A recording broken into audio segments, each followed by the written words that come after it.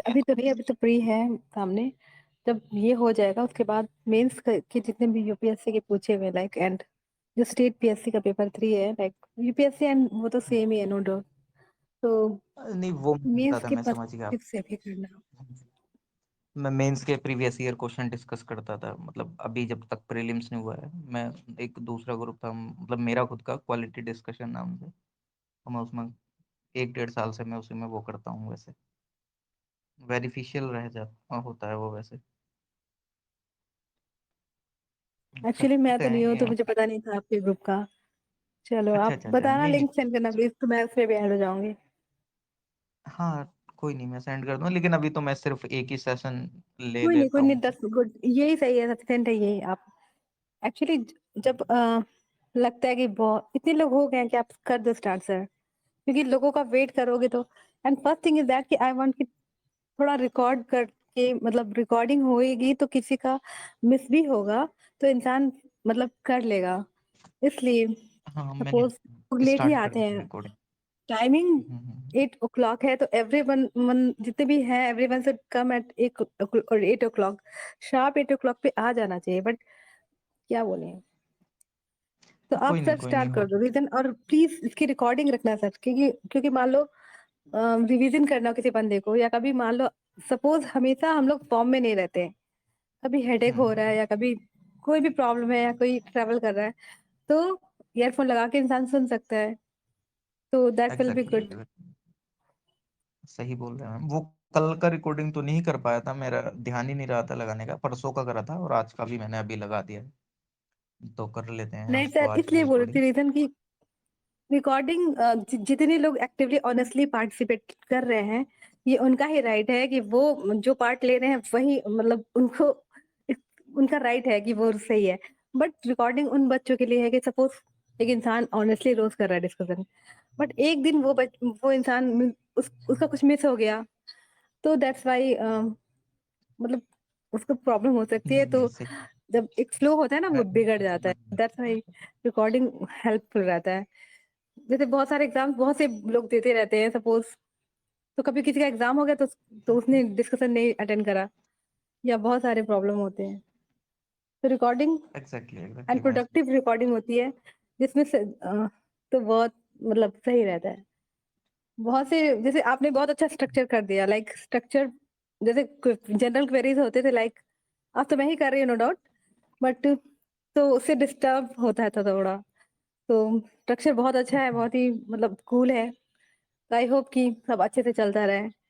And हाँ जो मैं लोग डिसिप्लिन में नहीं एग्जैक्टली रह सकते, 8 बजे नहीं आ सकते, तो उनको उनको मैं, आप क्या बोलोगे मैं क्या बोलूंगी, बट ये है कि आप थोड़ा वेट करके आप स्टार्ट कर दो। हाँ नहीं सही बात है मैम, मैं समझ गया आपका। और आई होप कि मैं ये पूरी रमेश सिंह की बुक इस मार्च के एंड तक कंप्लीट करा दूँ। मतलब जहाँ तक है कि मैं इसको कंप्लीट ही करूंगा, अगर स्टार्ट करी है तो प्रॉपर अच्छे से करेंगे। लेकिन वो है कि वो मैं अपने अकॉर्डिंग टॉपिक डिसाइड कर लेता हूँ, क्योंकि जस्ट लाइक मतलब चैप्टर सारे करेंगे रमेश सिंह के। बस ये है कि मैं इस वजह से आगे पीछे चैप्टर करता हूँ, जिससे कि लिंक बैठा रहे। क्योंकि इकोनॉमिक्स में लिंक बैठाना बहुत जरूरी है, कि इन्फ्लेशन के बाद एकदम से ऐसी चीज आनी चाहिए जो कि प्रीवियस चैप्टर के ऊपर बेसिस हो। तो जैसे इन्फ्लेशन बढ़ेगा, इसके हाँ बाद एकदम सर। से मॉनेटरी पॉलिसी करेंगे, क्योंकि हम्म। वो क्या है, एकदम रेपो रेट वगैरह ये सब इसी के ऊपर बेसिस है। तो उससे हाँ क्या सर, होगा और कि रीजन सब ये भी है मतलब कि हाँ लिंक लाइक बैठे। सपोज आप जैसे हम लोग लाइक ऐसे राइटिंग भी आएगा तो हम्म, होता है ना, और सारे सब्जेक्ट्स में लिंक होता है तभी आप मेंस के आंसर सही से लिखते हैं। एंड न्यूज़पेपर रोज बच्चा पढ़ता है, एंड इंटरव्यू जब देता है, इंटरव्यूअर जो होते हैं वो परेशान बहुत करते हैं। तो holistic knowledge, exactly. Holistic approach जो है ना, वो मतलब इसीलिए कवर टू कवर बुक जो पढ़ते हैं लोग, वही उनके पास ही ज्ञान होता है। लाइक जैसे आपने मतलब एग्जैक्टली। आपने कल बताया था कि मैं इकोनॉमी मेरी थोड़ी वीक थी, बट आई मतलब उस पे बहुत वर्क करा, एंड ये ज्ञान है जो like you got all the सही नॉलेज बात। Of economics. हाँ तो exactly। मैं जैसे तो 2017 से प्रिपरेशन में आया, तो फुल फ्लैश में हम्म, 2019 से आ गया था, लेकिन हाँ 2017 से स्टार्ट कर दी थी। तो मैं इकोनॉमिक्स से डरता था, ये रियल फैक्ट था, और मुझे लगता था कि मैं इसको कैसे कर पाऊंगा। लेकिन उस पर फिर वर्क करा तो ठीक तब हाँ डेफिनेटली वर्क हो तो गया कि डेफिनेटली, इकोनॉमिक्स है भी ऐसा, थोड़ा डराता है, सारे बच्चे इकोनॉमिक्स में डरते हैं, बाकी सब्जेक्ट हम्म, इतने डिफिकल्ट नहीं है, economics is really difficult. And बाकी चीजें तो जो ठीक है, उसको ओवरलैपिंग है इजी ज्योग्राफी बनाने की से, मैं कोशिश वो करता सब हूँ तो जितना कूल ही है, होता है बट ओनली कर। इन्फ्लेशन एंड ये एक्सपोर्ट इम्पोर्ट, ये क्या होगा, ये क्या होगा। लेकिन सही है, कूल है, we are very lucky that, जैसे कि इस ग्रुप में I and I got many people जो रियली बहुत अच्छे हैं। एंड इकोनॉमी तो आप करा रहे हो, एंड कौन है दूसरे, एक सर है कोई, क्या नाम है सर का, स्काई सर तो इन्वायरमेंट कराने वाले हैं, एंड उत्कर्ष सर पॉलिटी कराने वाले हैं। तो चलो तीन मतलब आप तीनों लोग मतलब काफी अच्छा करा रहे हो, गुड, सही है। ठीक, अब थैंक यू क्या मैम। बोलूं, मतलब बहुत अच्छे आप लोग, ग्रेट, हेड्स ऑफ नहीं मैम, तीनों लोगों को। अभी तो आपको बड़ा वाला, खूब बड़ा वाला, बिग वाला thanks and heads of. Sir अब स्टार्ट कर दो आप। Thank you. ठीक ठीक है, स्टार्ट करते हैं फिर, है ना। फिर स्टार्ट करते हैं, जैसे हमने कल इन्फ्लेशन वगैरह मतलब स्टार्ट कर दिया था, और इन्फ्लेशन का मैंने बोला था कि इन्फ्लेशन हो, मॉनेटरी पॉलिसी हो, फिस्कल पॉलिसी हो, तो वो डिपेंड करती है आपकी डिमांड एंड सप्लाई पे। डिमांड एंड सप्लाई हम कर चुके थे, समझ चुके थे काफी अच्छे से, और इन्फ्लेशन का इंट्रोडक्शन भी देख चुके थे कि इन्फ्लेशन कैसे आता है, डिमांड सप्लाई पूरा अच्छे से। अब इन्फ्लेशन के टाइप देख लेते हैं कि ये इन्फ्लेशन कितने टाइप का होता है। तो इन्फ्लेशन की अगर मैं जैसे टाइप करूं, मैंने जैसे टॉपिक भी पिन कर दिए थे, और इन्हीं टॉपिक पे हम डिस्कस करते हैं, और कुछ एक्स्ट्रा टॉपिक इससे रिलेटेड होंगे, मैं वो भी डिस्कस कर लूंगा, है ना। और आप फॉलो भी कर सकते हैं रमेश सिंह को, रमेश सिंह के एकदम एग्जैक्टली टॉपिक वाइज ही हम कर रहे हैं। बस वही मैं आपको सेम वही चीज बोल रहा हूँ कि चैप्टर मैं अपने अनुसार लिंकेज के अनुसार आगे पीछे कर देता हूँ, कि जिसके बाद जिससे कि ये हो कि आपका लिंक बैठा रहे इकोनॉमिक्स में। तो ठीक है, पहला टाइप अगर हम देखते हैं तो एक लो इन्फ्लेशन करके होता है, जैसे कि ये टर्म ही सजेस्ट कर रही है लो इन्फ्लेशन, इन द सेंस कि ऐसी महंगाई जो कि बहुत कम हो। बहुत कम इन द सेंस कि यार महंगाई तो महंगाई है, बहुत कम क्या, इन द सेंस महंगाई महंगाई होती है, अब बहुत कम ज्यादा क्या होता है। लो इन्फ्लेशन में ये चीज हो जाती है कि महंगाई जो होती है वो कंटिन्यूअसली थोड़ा अपना स्लो रेट में चलती है। मतलब जस्ट लाइक अगर मैं एक बाइक से अपने घर से दिल्ली जा रहा हूँ, या जैसे मैं दिल्ली में हूँ तो मैं दिल्ली से अपने घर जाता हूँ, तो क्या होगा कि मैं अपनी बाइक लेता हूँ, और बाइक से मैं एकदम कंटिन्यूअसली 20 की स्पीड से जा रहा हूँ। ना मैं अपनी बाइक की स्पीड को 50 कर रहा हूँ, ना मैं अपनी बाइक कर रहा हूँ, मैं एक कंटिन्यूअसली एक कॉन्स्टेंट स्पीड पे जा रहा हूँ। वो स्पीड स्लो है, लेकिन है स्पीड। भले 10 हो स्पीड, बाइक चल रही है। भाई ऑब्वियसली बात है, अगर 20 स्पीड मैंने अपनी बाइक की कर रखी है तो बाइक चल रही है।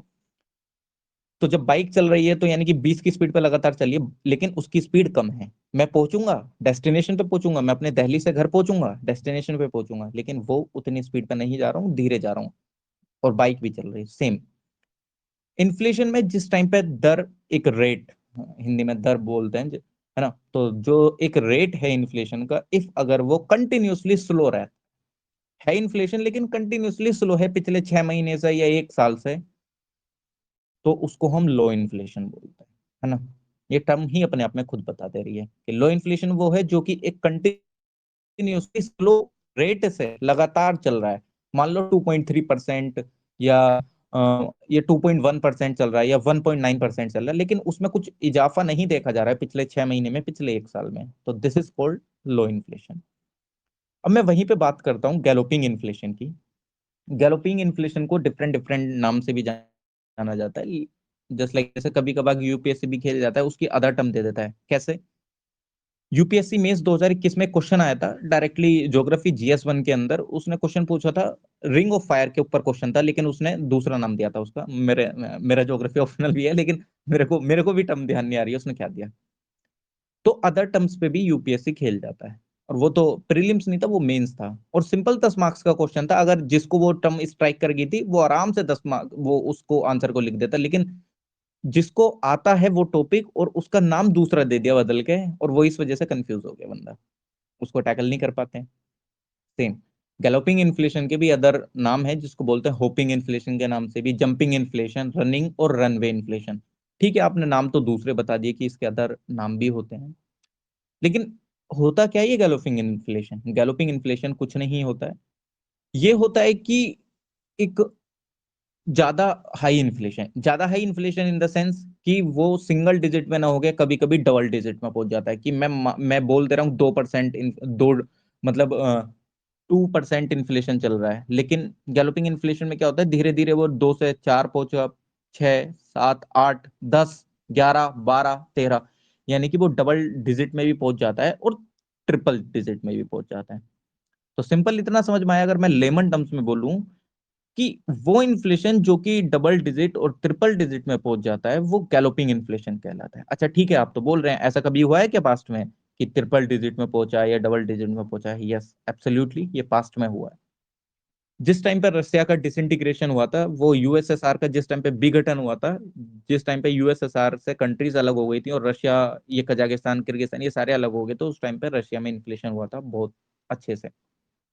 उससे पहले की अगर बात करें तो 1980s के टाइम पे भी Latin countries, Latin American countries हैं, चाहे वो चिली हो, ब्राजील हो या कोई भी हो, इनमें इन्फ्लेशन उस टाइम पे 50% मतलब 50% से अब चल रहा था, मतलब 100% तक पहुंच जा रहा था, 200% तक। तो सिंपल वे में जिस टाइम पे इन्फ्लेशन डबल डिजिट और ट्रिपल डिजिट में पहुंच जाता है उसको गैलोपिंग इन्फ्लेशन बोलते हैं। इसको ध्यान रखना, ये छोटी छोटी टर्म्स हैं लेकिन कंफ्यूजिंग टर्म्स होती हैं।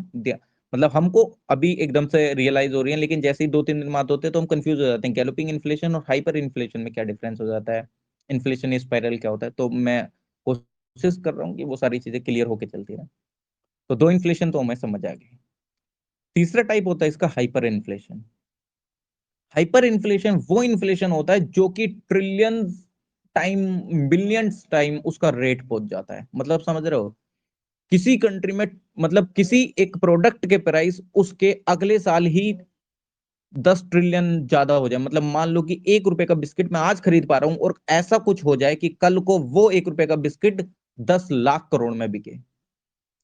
जिस टाइम पे किसी कंट्री का इन्फ्लेशन या किसी प्रोडक्ट का रेट मिलियन और ट्रिलियन टाइम ज्यादा हो जाता है, वो टर्म कहलाती है हाइपर इन्फ्लेशन। यानी कि एक तो बड़ी अमाउंट और एकदम बहुत तेजी से बढ़ रही है। मतलब आज किसी प्रोडक्ट का एकदम प्राइस हो गया 10 ट्रिलियन, कल एकदम प्राइस, परसों एकदम प्राइस हो गया 20 ट्रिलियन, उससे अगले दिन प्राइस हो गया 25 ट्रिलियन, फिर 30 ट्रिलियन, फिर 35 ट्रिलियन। यानी कि इस दर से, यानी कि एकदम बहुत ही ज्यादा, मतलब बहुत कम समय में और एकदम बहुत हाई पहुंच जाना, एक इंटरेस्ट रेट, मतलब किसका, इन्फ्लेशन का, ये आता है हाइपर इन्फ्लेशन में। यार आपने बोला कि हाँ ठीक है यार, ये ऐसा होता है, मिलियन ट्रिलियन में जाता है, लेकिन ऐसा क्या होता है, क्या पहले कभी हुआ है? ये तो ऐसा लग रहा है कि आप हवा में बातें कर रहे हो। नहीं, हवा की बातें नहीं है। वर्ल्ड वॉर के टाइम जर्मनी में ये सिचुएशन आई थी। जर्मनी की छोड़ो, आप सबने एनसीईआरटी पढ़ी होगी। एनसीईआरटी में फ्रेंच रेवोल्यूशन पढ़ते टाइम लुइस 16 जिस टाइम पे गद्दी छोड़े थे, वो लुइस 14 जैसी गद्दी छोड़े थे, लुइस 16 जिस टाइम पे आया था, क्लास 10th की एनसीईआरटी वर्ल्ड हिस्ट्री में पढ़ना चैप्टर, आपने पढ़ा भी होगा। उस टाइम पे कितना ज्यादा कंट्री में इन्फ्लेशन था, राजा का जो लुइस 16 थे उनका राजकोष पूरा खत्म हो चुका था, जिसकी वजह से ये one of the main reason था कि जो लुइस 16 है वो काफी अच्छे से आगे अपना कैरी फॉरवर्ड नहीं कर पाए, क्योंकि उनका जो राजकोष था जो पिछले राजा ने वो सारा खत्म हो चुका था, और वहां पे लोग खाने पीने के लिए आपस में उपद्रव होने लगी थी चीजें। जर्मनी की कंडीशन हुई थी वर्ल्ड वॉर के टाइम 1920s के टाइम पे, उसके जो प्राइसेस थे वो 36 मिलियन टाइम्स हायर हो गए थे पिछले 2 सालों के कंपैरिजन में अगर देखते हैं तो। 1923 के अंत में आते आते जर्मनी की जो प्राइसेस थे वो 36 बिलियन टाइम्स हायर हो गए थे। अगर हम 1923 से 1921 के कंपैरिजन अगर हम देखते हैं उसके प्राइसेस को, प्रोडक्ट के, तो इस तरीके के इन्फ्लेशन पहले भी आ चुके हैं और आते भी हैं। बोलीविया की कंडीशन बोलना, जिम्बाब्वे की कंडीशन ये हो गई थी कि एक ब्रेड के पैकेट को लेने के लिए लोग क्या कर रहे थे, 2-2 बोरे भर के पैसे लेके जा रहे थे, 2-2, 3-3, 4-4 बोरे भर के पैसे ले जा रहे थे, है ना। तो this is called hyper inflation. एक लेमन टर्म्स में मैंने आपको ये समझाने की कोशिश करी है। अब कुछ अदर चीजें भी देख लेते हैं इन्फ्लेशन से रिलेटेड, अगर मैं देखूं तो अदर इन द सेंस कि जस्ट लाइक क्या हो जाता है कि कुछ और इन्फ्लेशन भी हुए हैं, कुछ और इन्फ्लेशन जस्ट लाइक बोटल नेक इन्फ्लेशन। ये बोटल नेक इन्फ्लेशन क्या होता है? ये बोटल नेक इन्फ्लेशन वो इन्फ्लेशन होता है जिस टाइम पे सप्लाई बहुत जल्दी से गिर जाती है और डिमांड वही रहती है। यार ठीक है, ये तो आपने एक डेफिनेशन टाइप से बता दिया, लेकिन एक बार इसका प्रैक्टिकलिटी भी देख लेते हैं। अगर मार्केट में क्रेटा गाड़ी आई है, क्रेटा गाड़ी की डिमांड लगातार बढ़ रही है, लगातार बढ़ रही है, लेकिन सप्लाई उस हिसाब की नहीं हो रही है, तो ऑब्वियसली बात है क्रेटा गाड़ी के पैसे की प्राइस बढ़ेगा, ऊपर जाएगा। यानी कि डिमांड वही है लेकिन सप्लाई कम हो गई है। और ये कंसेप्ट मैं नहीं समझता कि मैंने कल ये चीज को हमने सबसे पहले मैंने यही कंसेप्ट उठाया था, डिमांड एंड सप्लाई वाला, और आप लोगों को पता भी होगा, और ये मैं कल भी डिस्कस कर चुका था कि डिमांड और सप्लाई के गेम में कैसे होता है। डिमांड उतनी ही थी लेकिन सप्लाई बहुत कम हो गई थी। जिस टाइम पे सप्लाई मतलब सप्लाई कम हो जाती है और डिमांड में ना कम होती है ना बढ़ोतरी होती है, डिमांड वही रहती है, यानी बढ़ोतरी इन द सेंस डिमांड बढ़ती रहती है लेकिन सप्लाई डिक्रीमेंट होता है सप्लाई में, और डिमांड उतनी ही रहती है। उस इन्फ्लेशन को हम बोलते हैं बोटल नेक इन्फ्लेशन। सिंपल, अगर कोई पूछे तो डायरेक्टली क्या, ये वो इन्फ्लेशन है जिस टाइम पे डिमांड बरकरार रहती है और बढ़ जाती है, कम नहीं होती है, बट सप्लाई गिर जाती है एकदम से, एकदम अचानक से ही ड्रास्टिक फॉल आ जाता है किसमें, सप्लाई में। तो this is called bottle neck inflation. वहीं पे अगर मैं बात करता हूं कोर इन्फ्लेशन की, कोर इन्फ्लेशन के एक किस्से से हम स्टार्ट स्टार्ट करते हैं। आपने पॉलिटी काफी अच्छे से पढ़ी होगी, मॉडर्न हिस्ट्री का, ये पार्टीशन के बाद की जो हिस्ट्री आपने देखी होगी, या इस टाइम पे 1991 के बाद की, ये काफी अच्छे से, या स्पेक्ट्रम में जब हम पढ़ते हैं लास्ट में तो काफी अच्छे से आपने चीजों को देखा होगा। तो 2000 में 2000 में सरकार काफी अदला बदली हुई, कभी बीजेपी थी, कभी अटल बिहारी वाजपेयी जी की सरकार आ गई थी, लेकिन वो बहुत जल्दी गिर गई थी, फिर कांग्रेस की आई, फिर, है ना। तो इस तरीके से फेरा बदल हो रहा था काफी एकदम इस दौरान में, जो कि सेम सिनेरियो आपको 1980s के टाइम पे भी देखने को मिलता है, जिस टाइम पे बीपी सिंह की सरकार आ रही थी, एकदम से ही गिर गई थी फिर वो सरकार, बहुमत नहीं होने के कारण, है ना। मतलब ये सारी चीज आपने देखी होंगी। अब क्या होता है सन 2000 में, मैं कोर इन्फ्लेशन को बताने के लिए आपको ये एक एग्जांपल का इस्तेमाल कर रहा हूँ। कोर इन्फ्लेशन वो इन्फ्लेशन है, तो उससे पहले अभी एकदम समझ आ जाएगा। तो 2001 में क्या होता है, 2000 के आसपास महंगाई बहुत ज्यादा चल रही थी। अब यार लोगों में आक्रोश पैदा हो रहा था कि यार इतनी महंगाई हो रही है, हम कैसे रह पाएंगे, ये वो, मतलब इस तरीके का। उस टाइम पे इतने वो नहीं था, हम टेक्नोलॉजिकल ये सब मतलब इतना डेवलप नहीं थे हम 2000 में। मतलब आज जो हमारी इंडियन इकोनॉमी है 2.9 ट्रिलियन, अप्रोक्सीमेटली 2 ट्रिलियन, तो वो जो इस टाइम पे इकोनॉमी उस टाइम पे नहीं थी, तो उस टाइम पे लोगों में आक्रोश टाइप से फैल रहा था। तो सरकार ने ये बोला, अरे हमारा तो इन्फ्लेशन कंट्रोल में है। यार चीजों की प्राइसेस तो बढ़ रहे हैं और तुम क्या बात कर रहे हो कि इन्फ्लेशन कंट्रोल में, हाउ इज इट पॉसिबल। उस टाइम पे जो सबसे ज्यादा चीजों के प्राइस पे दिक्कत आ रही थी वो एनर्जी और फूड आर्टिकल्स पे दिक्कत आ रही थी। मतलब जो हमारे एनर्जी के प्रोडक्ट्स हैं, जो हमारे फूड के प्रोडक्ट्स हैं, उन पे ज्यादा इन्फ्लेशन हो रहा था। तो एक डाटा रिलीज हुआ जिसके अंदर एनर्जी और फूड आर्टिकल्स को निकाल दिया गया। अब आप समझो, जिस चीज के अंदर लगातार बढ़ोतरी हो रही है, अगर मैं कोई एक डाटा तैयार करता हूं और जिस चीज में लगातार बढ़ोतरी हो रही है और उसको ही मैं निकाल दूं, तो डाटा में तो कुछ फर्क दिखे, मतलब डाटा तो एकदम नॉर्मली दिखेगा ना। अब ये तो सेम वही सिनेरियो हो गया कि अगर कोई किसी क्लास में बच्चे पढ़ रहे हैं और मैं उसमें से तेज, मतलब जो इंटेलिजेंट बच्चे हैं, मैं उनको बाहर निकाल दूं, और मैं फिर अपने स्कूल को ये दिखाऊं, देखो हमारे डल बच्चे भी परफॉर्म कर रहे हैं। अरे यार तुमने इंटेलिजेंट बच्चे तो बाहर निकाल दिए, अब तुम आपस में ही उनको ही कंपैरिजन करा रहे हो, तो ऑब्वियसली बात है उनमें से ही फर्स्ट सेकंड निकलेगा। अब जाए, मतलब अगर तुमको फर्स्ट सेकंड ये सब निकालना है तो उनको भी बैठाओ ना जो इंटेलिजेंट बच्चे थे, फिर उनके साथ कंपैरिजन करके दिखाओ। सेम वही बात हुई थी यहाँ पे भी। जिन चीजों की वजह से इन्फ्लेशन ज्यादा हो रहा था, उन्होंने उस चीज को निकालने के बाद जो इन्फ्लेशन काउंट करा, उसको दिखाया कि यार इन्फ्लेशन तो बहुत नॉर्मल चल रहा है, यार क्या दिक्कत है ये सब। तो सिंपल, कोर इन्फ्लेशन, तो उस टर्म को नाम दिया गया कोर इन्फ्लेशन, कि ये तो तुम ये कोर इन्फ्लेशन। कोर इन्फ्लेशन वो होता है जब हम किसी इकोनॉमी में इन्फ्लेशन को हम दिखाते हैं, गुड्स एंड सर्विसेज, जब हम ये सारी चीजों को काउंट करने के बाद जब निकालते हैं इन्फ्लेशन को, और उसमें से हम एनर्जी और फूड आर्टिकल्स को काउंट नहीं करते हैं, उसको हम कोर इन्फ्लेशन कहते हैं। कि जिस टाइम पे हम इन्फ्लेशन काउंट कर रहे हैं उसमें एनर्जी और फूड आर्टिकल्स को हम एक्सक्लूड कर दें इन्फ्लेशन काउंटिंग से, तो this is called core inflation. I think, I hope कि ये चीज क्लियर हुआ होगा। नहीं भी हुआ है तो मैं दोबारा भी रिपीट कर सकता हूँ, बाद में भी, अभी भी, जैसा भी है ना। 3-4 टर्म्स हमने देखी।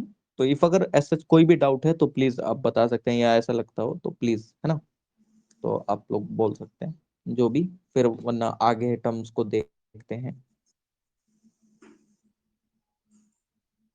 ऐसा किसी को कुछ हो तो प्लीज बता सकते हैं, अगर कोई बोल नहीं पा रहा हो, कुछ ऐसा इशू हो तो प्लीज वो टाइप भी कर सकते हैं, है ना। तो फिर आगे मुझे लगता है फिर कैरी फॉरवर्ड करना चाहिए आगे टॉपिक्स को। चलिए ठीक है, आगे टॉपिक्स को कैरी फॉरवर्ड कर लेते हैं। एक आती है टर्म इन्फ्लेशनरी गैप, एक डिफ्लेशनरी गैप, एक inflation tax, inflation accounting, inflation premium. तो धीरे धीरे इन टर्म्स को भी देखते हैं। यार कितनी भारी भरकम टर्म्स लग रही है ना, इन्फ्लेशन, स्पाइरल, ये सब, लेकिन नहीं है। और आप लोगों ने पढ़ रखी हो तो बहुत अच्छी बात है, आप लोग वैसे ही होनहार हैं तो आपने पहले ही पढ़ रखा होगा, रिवीजन ही कर रहे हैं। और जिन्होंने नहीं भी पढ़ी है तो इजी हो जाएगी ये टर्म्स। ऐसा नहीं है कि बहुत भारी भरकम टर्म्स है, अपने आप में भारी टर्म्स लगती हैं लेकिन है नहीं। मैं इन्फ्लेशनरी गैप की बात करता हूँ। ये इन्फ्लेशनरी गैप क्या होता है, मैंने बोल तो दिया। अगर मैं देखो इकोनॉमिक्स में कभी कभी ऐसा भी होता है, कभी कभी क्या, आप टर्म्स को तोड़ के भी देखोगे ना तो थोड़ी चीज आपको खुद पता चल जाएगी। Inflation plus gap, inflationary gap, उसके बाद ही तो ना, अगर हम जैसे संधि विच्छेद करते हैं हिंदी में भी या वैसे भी, तो हम ऐसे तो करते हैं। तो सेम, जिस टाइम पे गवर्नमेंट की स्पेंडिंग उसकी नेशनल इनकम से ज्यादा हो जाती है, उसको हम फिस्कल डेफिसिट भी बोलते हैं, है ना, फिस्कल डेफिसिट के रूप में भी हम जानते हैं, है ना। जिस टाइम पे जो गवर्नमेंट की स्पेंडिंग है, मान लो मेरे आमदनी सॉरी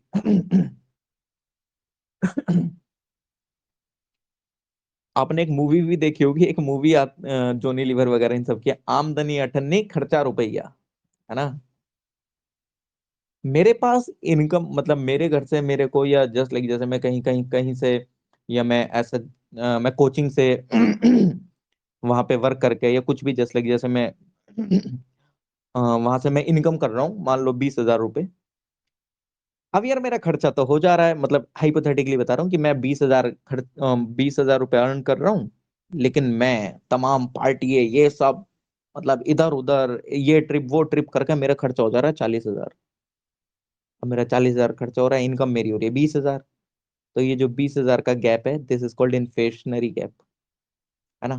तो इसको हम इन्फ्लेशनरी गैप भी बोलते हैं, और फिस्कल डेफिसिट के नाम से भी है, मतलब एक तरीके से हम फिस्कल डेफिसिट भी बोलते हैं, है ना।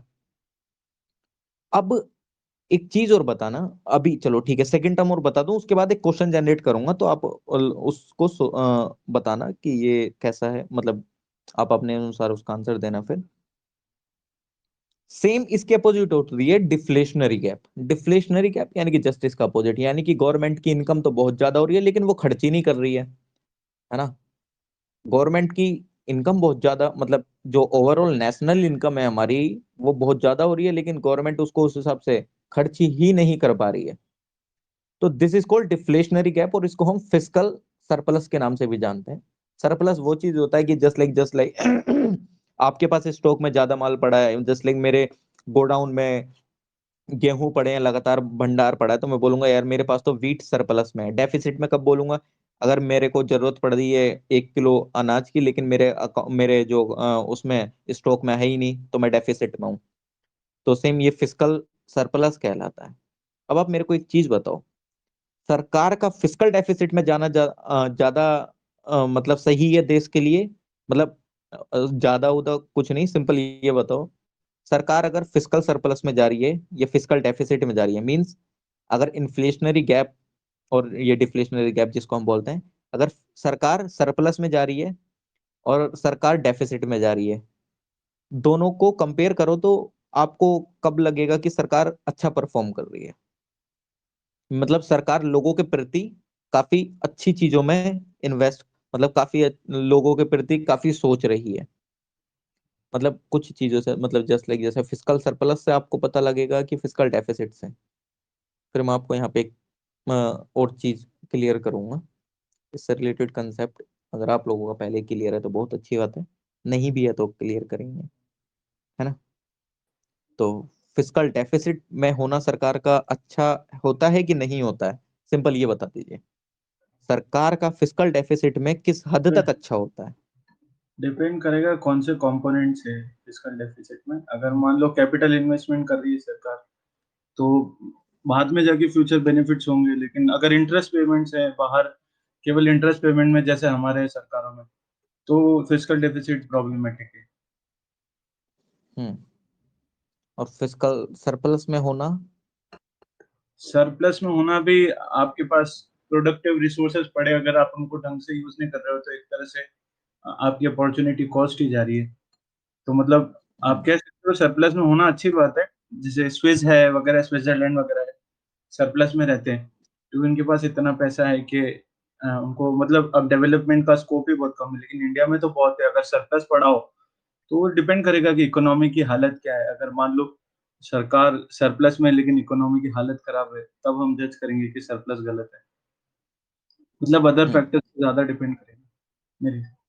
एग्जैक्टली एग्जैक्टली, नहीं सही बोल रहे हैं आप, एग्जैक्टली, है ना। तो फिस्कल डेफिसिट में होना भी सरकार का सही भी हो जाता है, क्योंकि उनसे हमको ये पता चलता है कि हाँ यार, सरकार खर्च तो कर रही है कुछ, इन्वेस्ट मतलब जस्ट लाइक जैसे आपके सोशल वेलफेयर स्कीम्स पे वो खर्च करती है, एजुकेशन सेक्टर पे काफी अच्छे से खर्च कर रही है, डिफेंस सेक्टर पे अच्छे से खर्च कर रही है। जस्ट लाइक जैसे इसी बार के बजट में 2023 में 10 लाख करोड़ का कैपिटल इन्वेस्टमेंट करा है, तो उस वे में अगर सरकार खर्च कर रही है तो दिस इज फाइन, कि हाँ चलो अल्टीमेटली बेनिफिट होना है, भले से सरकार डेफिसिट में जा रही है, कोई दिक्कत नहीं है ना। तो उस केसेस में ठीक भी होता है। लेकिन सरकार का खर्च भी नहीं हो रहा है तब भी डेफिसिट में जा रही है, तो वो थोड़ा सा हो जाता है कि भाई तो फिर पैसा जा कहाँ रहा है, वेलफेयर स्कीम्स पे भी खर्च नहीं हो रहा है, मतलब कहाँ जा रहा है फिर एक तरीके से जब इन सब चीजों पे, तो वो डिपेंड कर जाता है अदर फैक्टर्स पे भी, एग्जैक्टली सही बात है।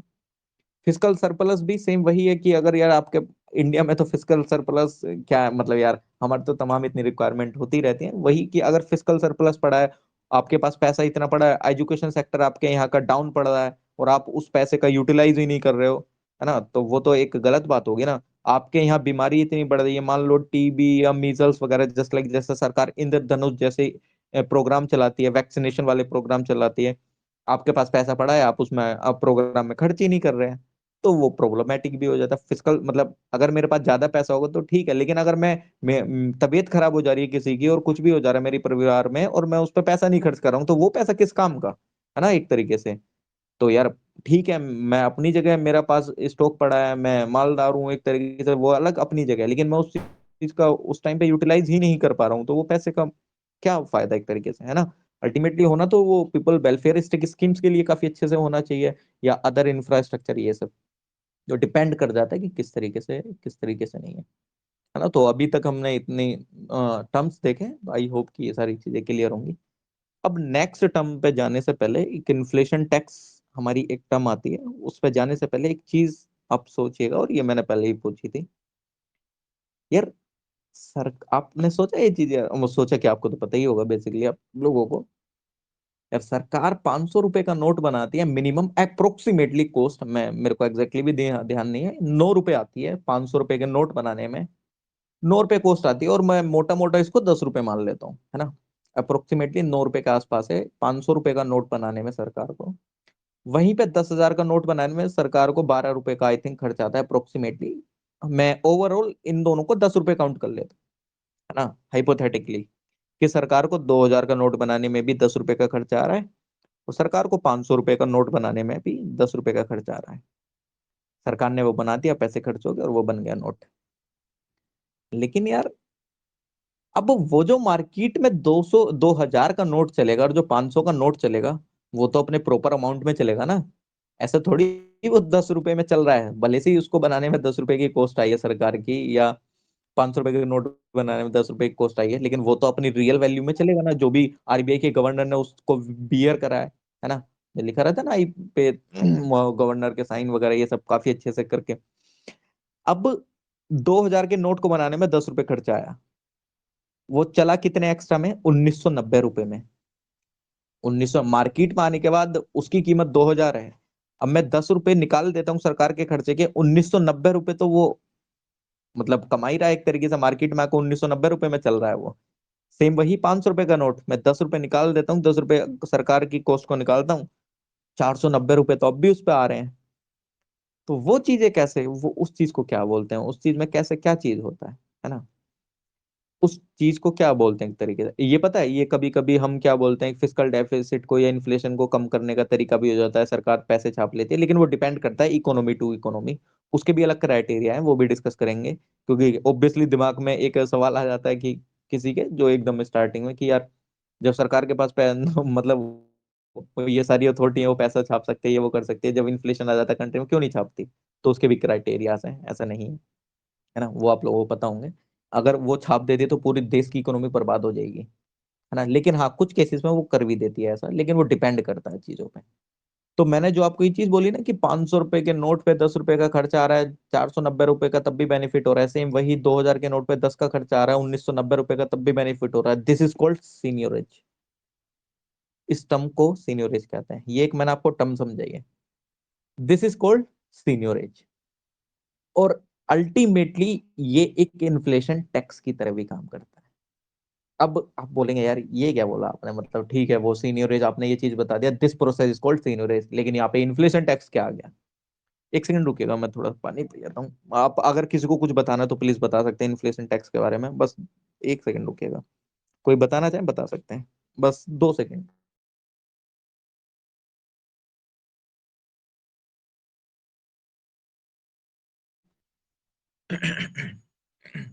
अच्छा ठीक है, कोई अगर बताना चाह रहे हो तो प्लीज बता सकते हैं, सॉरी थोड़ा सा स्टॉप करने के लिए।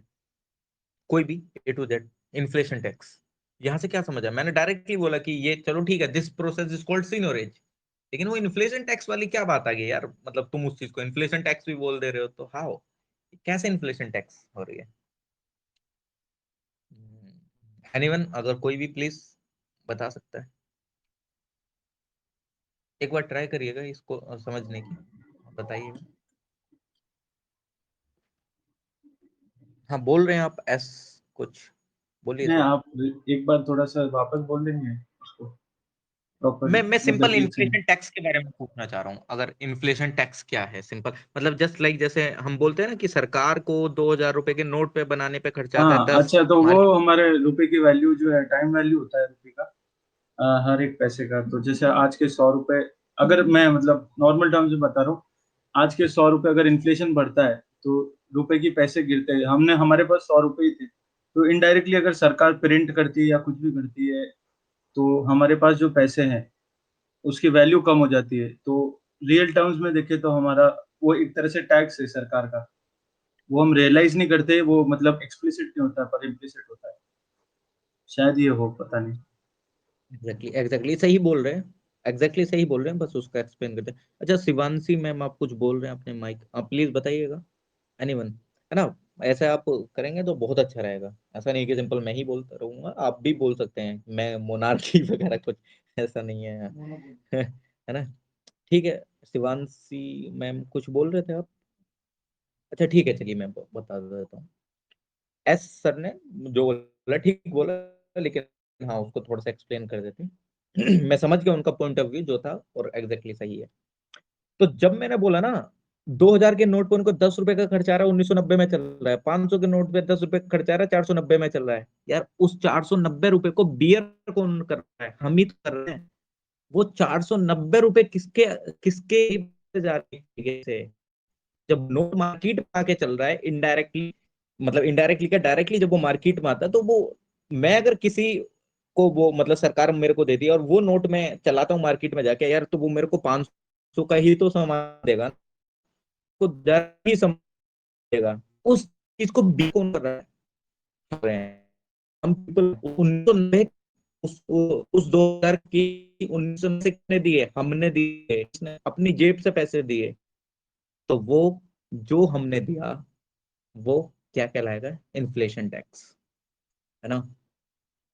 इन्फ्लेशन टैक्स, क्योंकि 2000 के नोट पे उसको 10 का खर्चा आया, 1990 में जिस टाइम पे मार्केट में चला वो पैसे हमने बियर कर रहे हैं, है ना, वो हमने अपनी जेब से दिए हैं। 500 रुपए का खर्च, 500 रुपए में 10 का खर्चा हुआ, 490 रुपए हमने दिए हैं, मार्केट में चल रहा है आपस में हम लोगों के बीच में। कोई बार्टर सिस्टम नहीं चल रहा है यहाँ पे कि एक तरीके से तुम टमाटर ले लो हम आलू दे देते हैं, ये नहीं चल रहा है ना। तो सिंपल उस चीज को वो जो चीज को हम बियर कर रहे हैं, जिस टाइम पे ये चीज होती है उसको हम इन्फ्लेशन टैक्स बोलते हैं, है ना। तो दिस इज सिंपल, और इसके अभी प्रैक्टिकल एक्सप्लेनेशन आगे आने वाली टर्म्स में एक एग्जांपल के थ्रू और समझा दूंगा मैं आपको, तो और अच्छे से समझ में आएगा। लेकिन हाँ, मैं समझता हूँ कि ये समझ आ गया होगा जितना है, तो ठीक है, कोई दिक्कत नहीं है। एक टर्म होती है इन्फ्लेशन स्पाइरल। अब इसको देखो, स्पाइरल हम बोलते हैं ना, स्पाइरल बाइंडिंग। हम यूपीएससी के नोट्स बनाने के लिए मतलब ये नोटबुक खरीदते हैं, फोटोकॉपी वाले पेपर लेते हैं, A4 साइज पेपर, फिर उसको बाइंडिंग कराते हैं। वो जो बाइंडिंग आता है स्पाइरल, यार स्पाइरल यानी कि कुछ समझ में आया कि कोई चीज दोबारा लौट कर वहीं आ जा रही है, मतलब एक इफेक्ट से दूसरे इफेक्ट, मतलब क्या, मतलब एक तरीके से डिपेंडेंट हो रहा है। अगर पहला मतलब जैसे पहली ही रिंग पेपर के अंदर जाती है, फिर उसके पीछे दूसरी रिंग आती है, फिर तीसरी, फिर चौथी रिंग, फिर एकदम से पूरी वो जो पेपर्स हैं वो स्पाइरल बाइंडिंग हो जाती है उनकी, तो पेपर जुड़ जाते हैं। तो मतलब जब हमने वो स्पाइरल अपनी बुक मतलब A4 साइज पेपर के अंदर डाला, तो वो पहले गया रिंग, फिर दूसरी रिंग, इस तरीके से। तो यानी कि अल्टीमेटली टर्म्स डिपेंडेंट है। अब टर्म्स डिपेंडेंट है, अब देखते हैं अब इन्फ्लेशन स्पाइरल में ये क्या हो जाता है। जिस टाइम पे आपके वेजेस बढ़, मतलब जस्ट लाइक अगर मैं किसी कंपनी, मतलब जस्ट लाइक मैं चाणक्य में जैसे काम कर रहा हूँ, और उस टाइम पे क्या होता है, मेरी सैलरी हाइक हो जाती है। मतलब जस्ट लाइक मेरी सैलरी, हाइपोथेटिकली बोल रहा हूँ, ऐसा नहीं है कि ये समझो कि हाँ इतनी है, हाइपोथेटिकली मैं बोल देता हूँ, मेरे को वो पे कर रहे हैं 1 लाख। अब वो मेरे को 1 लाख रुपए पे कर रहे हैं, और उस टाइम पे जो प्रोडक्ट के प्राइसेस है, मतलब जस्ट लाइक कि मैं मेट्रो से आ रहा हूँ, और मेट्रो में मैं पैसे दे रहा हूँ 60 रुपए, मेरे आने में लग रहे हैं मेट्रो कार्ड से, है ना। 60 रुपए सुबह, 60 रुपए शाम, यानी कि 120 रुपए का मेरा खर्चा आ रहा है। लेकिन मेरी सैलरी बढ़ जाती है, मेरी सैलरी हो जाती है 2 लाख रुपए। मेरी सैलरी होगी 2 लाख रुपए पर मंथ। सेम वही मेट्रो का किराया अगर 60 रुपए से एक टाइम का ना होके 120 रुपए एक टाइम का हो जाता है, तो मेरे को पर डे बियर कितना पड़ रहा है, 240 रुपए। जब मेरी सैलरी 1 लाख थी उस टाइम पे मैं कितने दे रहा था पैसे मेट्रो में, 120 रुपए लगा रहा था। लेकिन जैसे ही मेरी सैलरी 2 लाख रुपए हुई, और उस टाइम पे मैं मेट्रो में पैसे खर्च कर रहा हूँ 240 रुपए। तो सिंपल ये समझ में आया, जिस टाइम पे मार्केट में लोगों के, मतलब इन द सेंस लोगों की इनकम बढ़ती है, तो प्राइसेस भी अप होने लगते हैं। अब यार 2000 में, सन 2000 में मतलब जैसे आप हमारे सबकी मम्मी बताती हैं, या पापा दादा लोग या कुछ भी, कि 1 रुपए में पहले ये चीनी भी ले आते थे हम, ये भी खाने के लिए ले आते, ये भी ले आते थे। अब यार तुम वही 1 रुपए में क्या आज चीज एक्सपेक्ट करते हो जो हमारे माता पिता या दादी दादा उस टाइम पे खरीद पाते थे। यार उनकी उस टाइम पे उस हिसाब से इनकम थी, और आज इनकम लोगों की बढ़ चुकी है, तमाम चीजें डिपेंड करती हैं। तो हम वो चीज 1 रुपए में तो नहीं खरीद सकते है ना, जो उस टाइम पे हम खरीद रहे थे। तो जिस टाइम पे आपके वेजेस के प्राइसेस अप होते हैं, तो उस टाइम पे आपके प्रोडक्ट के प्राइसेस भी अप होने लगते हैं, है ना। तो ये ध्यान रखना। और अगर प्रोडक्ट के प्राइसेस बढ़ते हैं तो आपकी इनकम भी बढ़ती है। अब ऐसा थोड़ी है मार्केट में मतलब मार्केट में प्रोडक्ट के प्राइस लगातार बढ़ते जा रहे हैं, और आपकी जो लोगों की इनकम है वो बढ़ ही नहीं रही है। लोग 20,000 में काम कर रहे हैं पर मंथ, लेकिन जो उनकी रोजमर्रा की जरूरतों की चीजें हैं, जस्ट लाइक दूध के पैसे वो 50 रुपए पर लीटर खरीदते थे, वो 100 रुपए लीटर हो जाता है। वो तेल खाने के लिए लेते थे 200 रुपए लीटर, वो 400 रुपए लीटर हो जाता है। अब ऐसा थोड़ी है यार, प्रोडक्ट के प्राइसेस बढ़े और आपकी वेजेस वही रही तो लोग भूखे मर जाएंगे कंट्रीज में। कंट्रीज के इंडिया में भूखे मर जाएंगे हम लोग। मिडिल क्लास लोग ज्यादा रहते हैं यहाँ, हाई क्लास नहीं रहते हैं। मिडिल में भी 3 classes, upper middle classes, lower middle classes, middle middle classes, है ना। तो ऐसा नहीं होता है, प्राइसेस अगर बढ़ते भी हैं तो आपके वेजेस भी अप होते हैं, वेजेस अप होते हैं तो आपके प्रोडक्ट के प्राइसेस भी अल्टीमेटली अप होते हैं।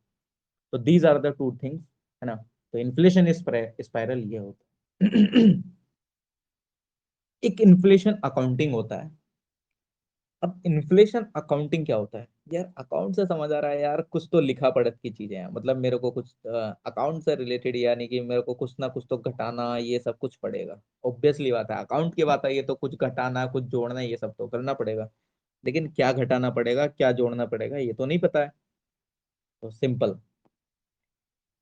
इन्फ्लेशन अकाउंटिंग वो है जिस टाइम पे आप, मतलब मान लो कि कोई कंपनी है, उसका प्रॉफिट लगातार बढ़े जा रहा है। कंपनी क्या, मैं मान लेता हूँ फिजिक्स वाला, फिजिक्स वाला का लगातार इनकम एकदम बूस्टअप होते जा रही है, जैसे यूनिकॉर्न है, वो 700 करोड़ रुपए की कंपनी, फिर वो 1000 करोड़ की हुई, फिर 1500 करोड़ की, लेकिन उसकी इनकम अपनी लगातार बढ़ते जा रही है लगातार। अब उसी बीच में कंट्री में इन्फ्लेशन आ जाता है। अब वो अपनी इनकम को कैसे काउंट करेगा यार, क्योंकि यार इन्फ्लेशन लगातार बढ़े जा रहा है, तो अपने जो वो प्रॉफिट को काउंट करेगा, प्रॉफिट को काउंट जिस टाइम पे वो अपनी इनकम में से इन्फ्लेशन को एडजस्ट करके अपने प्रॉफिट को काउंट करता है, this is called inflation accounting. यानी कि जब कोई कंपनी या जब कोई फर्म अपना प्रॉफिट में से इन्फ्लेशन को एडजस्ट करके जो नेट वैल्यू निकलती है, this is called inflation accounting, है ना। वो इन्फ्लेशन अकाउंटिंग कहलाती है। जिस टाइम पे कोई भी कंपनी अपना प्रॉफिट में से इन्फ्लेशन जितना हो रहा है उन सब चीजों को माइनस करके एडजस्ट करके उसके इफेक्ट को अपना वो प्रॉफिट कैलकुलेट करती है, this is called inflation accounting. I hope कि ये टर्म्स आपके क्लियर हुई होंगी, है ना, ये टर्म्स आपके क्लियर हुई होंगी। अब इन्फ्लेशन प्रीमियम एक टर्म आती है, वो चीज मैं कल समझा चुका हूँ, वही कि लोन देने वाले को फायदा होता है, लोन लेने वाले को फायदा होता है। तो हमने देखा था कल भी कि जो लोन देता है उसको नुकसान होता है, जो लोन लेता है उसको फायदा होता है। तो आई थिंक ये कल चीज हम काफी अच्छे से डिस्कस कर चुके थे, है ना। तो अभी तक जितनी हमने टर्म देखी, just like low inflation, galloping inflation, hyper inflation, bottleneck inflation, core inflation, inflationary gap, deflationary gap, inflation tax, inflation spiral, inflation accounting, inflation premium, यानी कि 10 से 12 टर्म हम देख चुके हैं। और अगर कोई सर डाउट ये है तो टॉपिक प्लीज क्या बता क्वेश्चन है, दीजिए। उसको लास्ट में करेंगे। मैम ये जो भी हैं संधू करके प्लीज, अच्छा ठीक है, वो गलती से हो गया होगा, है ना। तो इफ अगर इन सब टर्म्स में कुछ एज सच आपको लगता है डाउट है, या कुछ मैंने लगता है कि मैंने गलत बता दिया है, आप बता सकते हैं। ऐसा नहीं है कि मे बी फ्लो फ्लो में मैं कुछ कोई चीज गलत बोल गया हूँ, है ना, हो सकता है, ऐसा नहीं है। तो आप बता सकते हैं, या आपको लगता है कि वो टर्म ऐसे थी, वो टर्म ऐसे थी, ये जो भी आपका वो डाउट है इन सब टर्म से रिलेटेड। लगभग 12-13 टर्म्स हम देख चुके हैं अभी तक, और जो कि काफी अहम रोल प्ले करते हैं प्रीलिम्स में, तो खासकर उनको सिंपल बनाने की कोशिश करी थी, है ना। तो प्लीज आप बता सकते हैं जो भी A to Z आपको।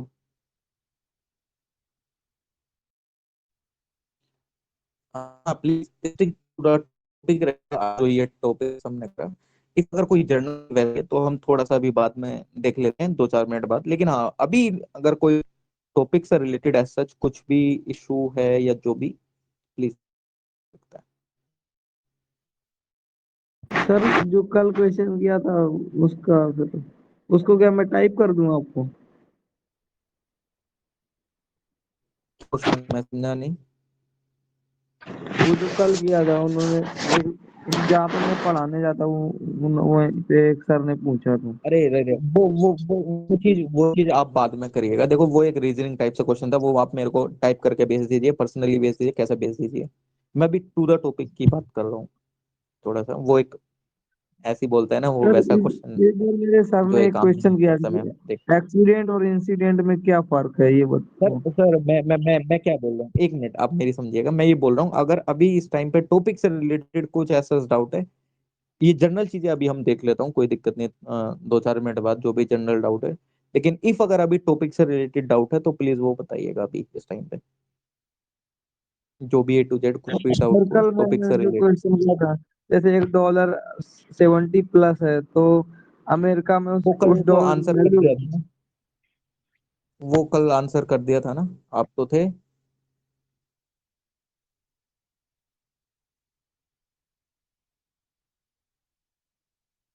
ना।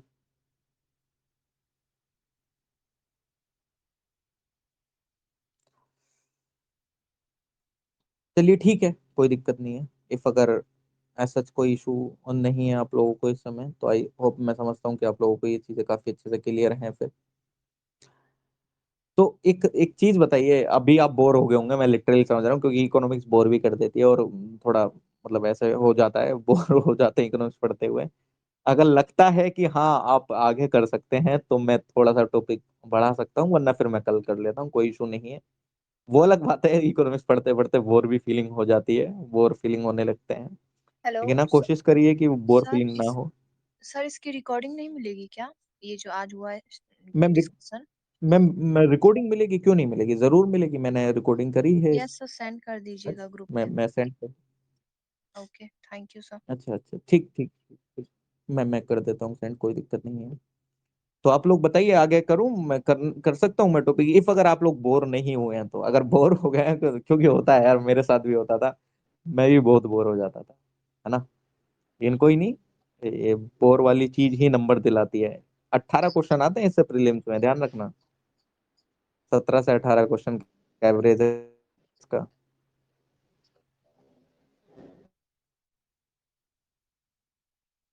कोई कुछ बोल रहे हैं, बताइए। मैं चलो ठीक है, एक वैसे ही मैं आपसे एक वैसे ही क्वेश्चन पूछ लेता हूँ, इकोनॉमी से या वैसे ही रिलेटेड, तो आप बताइएगा, है ना। यार मेरे नहीं आया एकदम से, चलिए ठीक है, मैं वैसे ही पूछ लेता हूँ कुछ। अ, यार मैं भी ब्लैंक हो गया यार अब तो क्या है यार, मेरे दिमाग में क्वेश्चन था लेकिन अक्सर उतर गया। चलिए ठीक है, कोई नहीं, मैं बाद में वो डिस्कस कर लेता हूँ, कोई दिक्कत नहीं। अगर कोई सच कोई जनरल क्वेरी तो बता दीजिएगा, बाकी फ्लिप कर थोड़ा सा मतलब अच्छा टॉपिक है ये, एम्प्लॉयमेंट वगैरह, फिर आगे हम स्टार्ट कर लेते हैं इन्फ्लेशन और अनएम्प्लॉयमेंट से रिलेटेड, है ना। लेकिन मैं चाहूंगा कि ये अगर मैं कल टॉपिक स्टार्ट करूँ तो इससे आने वाले जो टॉपिक्स हैं आगे, वो काफी मतलब इससे रिलेटेड हैं, तो वो काफी अच्छे से हो पाएंगे, है ना। तो इसलिए मैं चाहूंगा कि इसको मैं कल डिस्कस करूं, इससे आगे फ्लिप कर्व हो गया या जो भी A to Z, reflation, skew inflation, ये सब, या क्या इफेक्ट होता है इन्फ्लेशन टारगेटिंग, स्टैगफ्लेशन में, इसको कल कर लेते हैं, है ना। तो इफ अगर ऐसा कोई जनरल क्वेरी भी है तो आप बता सकते हैं, कोई इशू नहीं है। और आप जनरल क्वेरी भी बता सकते हैं, मैं रिकॉर्डिंग इसकी ऑफ कर देता हूँ, फिर हम कल से आगे मतलब आगे आने वाली टर्म्स, यही फिलिप्स कर्व से आगे आने वाली टर्म्स को हम कैरी फॉरवर्ड कर देंगे। तो आज के लिए 10-12 टर्म्स बहुत हैं और वो काफी अच्छे थे।